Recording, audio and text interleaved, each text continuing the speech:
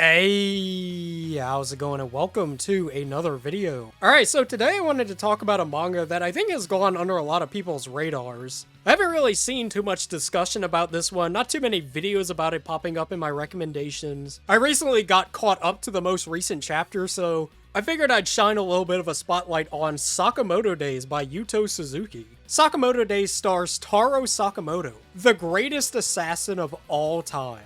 Or at least he used to be before he fell in love, quit the assassination industry, got married, had a kid, and of course, got fat. Sakamoto now spends his new life in peace with his wife and kid running a store. That is until a former assassin buddy of his, Shin the Clairvoyant, shows up and tries to ice his old boss. If I had to describe what Sakamoto Days is like, imagine the weird love child of a lot of Hollywood action movies, blended together with the characters, comedy, and kind of just over-the-top ridiculousness of shonen manga. It's a really interesting mixture, but I find it works really well. One moment, Sakamoto and the crew might be managing the store, bickering about something silly, and by the end of the same chapter, they'll be engaged in a life-or-death battle against a group of assassins. This is of course helped out by its colorful cast of characters, including the MC himself, Taro Sakamoto. Sakamoto is a cool guy, and he's sort of an unconventional protagonist, especially for a shonen manga. More often than not, these stories center around somebody young, somebody inexperienced. You know, the typical hero's journey sort of deal.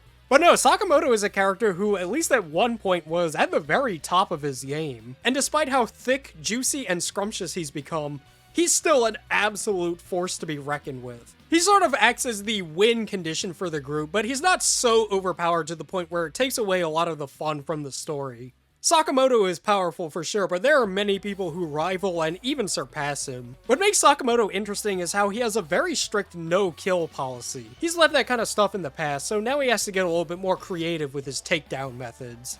Like forks, cough drops, or just his good old-fashioned fists. He also usually doesn't have a whole lot to say. He's the kind of person who talks with his actions rather than words. Although this is rarely an issue because the secondary main character, Shin, happens to be able to read minds. In a lot of ways, Shin is more so the typical kind of protagonist you would expect from a manga like this. Whereas Sakamoto is sort of like the big man who's already been established. Shin is a lot more inexperienced, and they have a sort of master and student relationship. Shin actually happens to be the most popular character according to a recent popularity poll, and it makes a lot of sense considering he's probably the most relatable character. He constantly feels overshadowed by Sakamoto's incredible strength, and is always looking for ways to prove himself. Lu Xiaotan rounds out our main trio. She's the daughter of a triad boss and utilizes a drunken fist fighting style. I think she might be the long-lost cousin of Jamie from Street Fighter. However, my favorite character has gotta be Heisuke, and he is always accompanied by his bird buddy, Pisuke.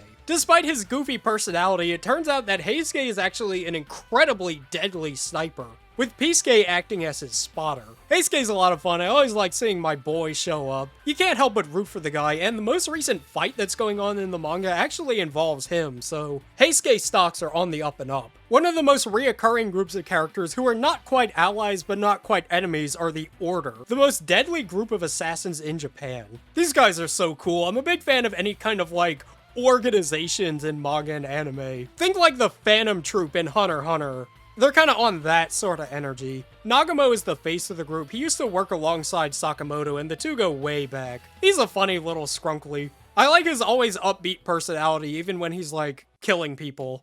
The baddest chick in this whole manga gotta be Osaragi, though. I truly do need that goth assassin GF in my life. She's funny. She's a little bit kind of, like, on the spectrum somewhere. So while there's some kind of assassin mission going down, she's usually worried about, like, what she's gonna get for lunch. You never know what kind of weird adventures these guys are gonna get into. Like stopping a bus jacking, having a brawl on top of a roller coaster, or the time when Sakamoto tried to get a new lunchbox for his daughter and ended up getting mauled by a pack of grandmas. It's great fun, and even though the manga definitely starts off more episodic and kind of lighthearted, a much more serious plot begins to develop as you'd expect. That's when Sakamoto Days starts to go hard, and starts to transform to more of an over-the-top battle manga, but without the typical powers you would probably expect from other shonen manga. Characters rarely have straight-up powers. Shin's ability to read minds is kind of an outlier, and he's more so a result of scientific experimentation than anything. And there's a couple of characters who are just kind of fucking weird, like Kashima. I don't even know what's going on with this guy. He wears like a reindeer's head at all times, and he's like a Frankenstein freakazoid who's got swords and guns and all kinds of stuff in his body. It's a real weird fella. But no, don't go into this one expecting there to be any like stands or ki or jutsu or anything like that. There's not really a power system, so to speak. It's more so about the character's specialties and specific weapons, like Heisuke being a sniper, for example, or Osaragi using a giant saw. But don't get it twisted, these guys are superhuman. I'm talking lifting and throwing refrigerators onto people, kicking people through buildings, slicing through trucks. You know, stuff that's not exactly possible, but either way, the shit is sick, and Sakamoto Days definitely starts to kind of develop into having these radical fights that have just a great sense of speed. I really do have to compliment the art and how well Suzuki is able to depict that feeling of speed and motion. You can really feel the movement of the characters, and it's the type of thing that would make for a great anime. To be honest, I'm pretty surprised it doesn't have one already. If this manga ever does get animated, it's gonna go crazy. So I think it comes highly recommended to anybody who's looking for a good battle manga, but you're sort of tired of power systems. Since there's not really any of that inside, it's just people with weapons and their fists flying at the speed of light trying to kill each other. It's pretty awesome.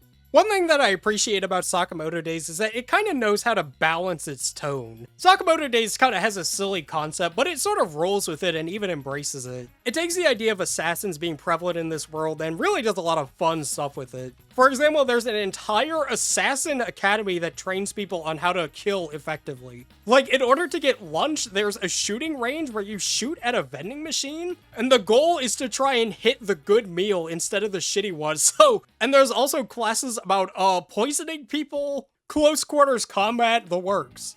So yeah, there's a lot to love about Sakamoto Days. I really like the cast of characters and the overall concept. A lot of the fights go absolutely crazy. The art is really good, it's a pleasant read. If I had one complaint, this is something that I think more so bothers me than a lot of other people, but certain characters have a pretty bad habit of sort of repeating the same thing over and over and over again. Yeah, I'm not talking like Jotaro saying Yare Yare Daze, or Luffy talking about how he wants to be king of the pirates. No, I mean literally everything they say revolves around one particular thing. This seems to be a habit that starts to develop later on in the manga, but I think it has an unfortunate side effect of sometimes making characters who are conceptually really interesting kind of just boil down to one particular aspect about them. For example, Kanaguri is really cool. He's a movie director slash assassin who likes to film his own killings and make movies out of them, with his final goal being to make the ultimate movie. He's a cool guy. He's sort of an interesting commentary on how far people are willing to go for the sake of making entertainment. But he just says movie too much.